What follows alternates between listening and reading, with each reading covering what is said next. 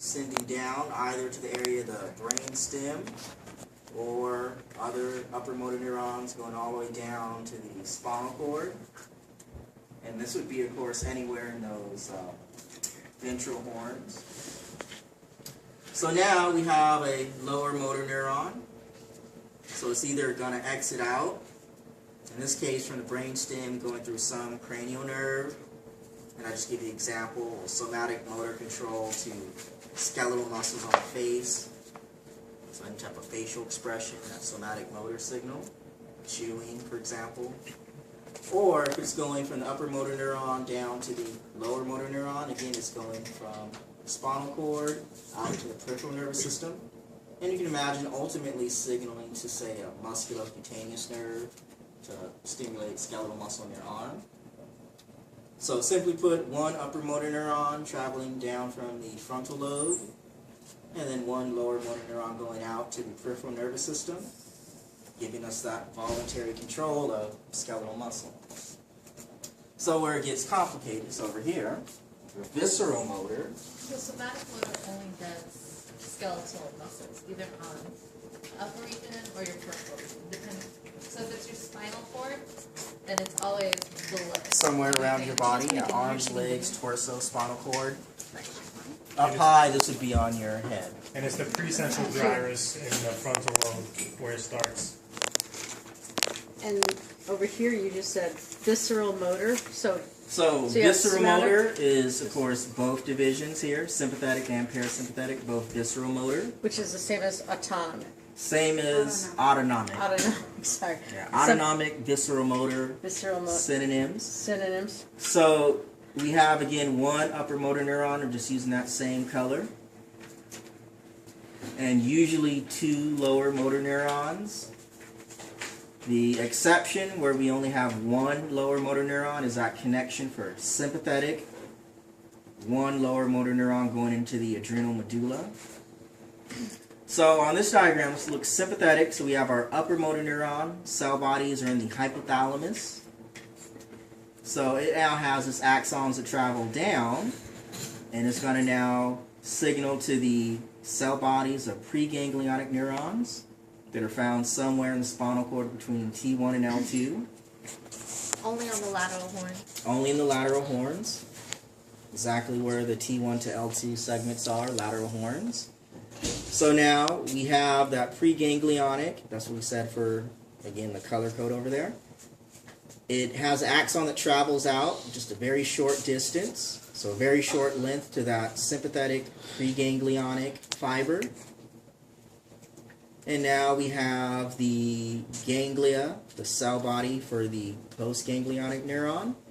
And it has a very long fiber that's releasing norepinephrine onto some organ. And just an example, the heart, it's an organ definitely innervated by the visceral motor division. The little note here, the pre and post, they're going to communicate, you notice, very close to the spinal cord, because the preganglionic fiber has a very short length. The exception, when there's one lower motor neuron, well, we just have one lower motor neuron exiting the spinal cord, going into the adrenal medulla. And in turn, the adrenal medulla, this is an endocrine organ, it's going to release adrenaline into your bloodstream. So over here now, parasympathetic, again, this is still visceral motor. We have one upper motor neuron, and we always now have two lower motor neurons. So again, starting in the hypothalamus, either coming down to the brain stem, and then now going out some cranial nerve, or going, you notice, much lower down by the end of the spinal cord, that sacral segment, and then branching out.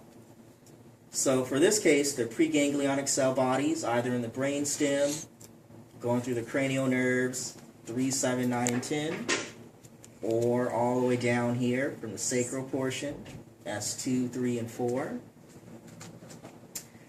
The preganglionic fiber has a relatively long length to it, and the postganglionic fiber, so we see that short length, releasing now acetylcholine in this case, And that acetylcholine again, influencing some organ controlled by the visceral motor division. So down here, low from your sacral segments, definitely a good example would just be even the intestines, the urinary bladder, any structure of smooth muscle. You said one upper motor neuron, but we have two there?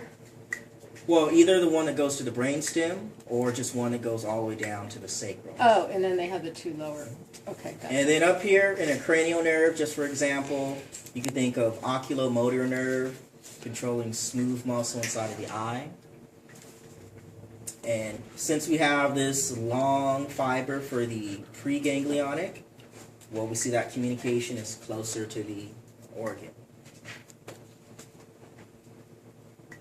And then this was going to be, how's this weapon? Guys, Raphael, here we go. All right. I have a question for the adrenal medulla. Is it faster or a slower response because it has one? Faster. Because it doesn't Super have. fast. Because we have this rapid electrical impulse traveling through the axon. However, when you ever have the release of neurotransmitters from one neuron to the next, that slows down the pathway. Okay. So actually having one, this is a faster response. However, then you dump the hormone adrenaline into your bloodstream, and your circulation then, of course, goes slower. So why not design a person where everything was just, one-to-one? We haven't designed people, right? We just evolved. It works. So this puts everything that's in that chart, the length of the fibers, the location.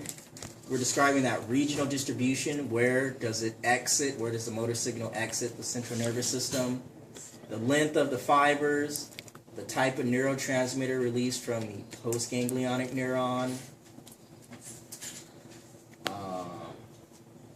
Definitely knowing these particular nerves or segments here as well.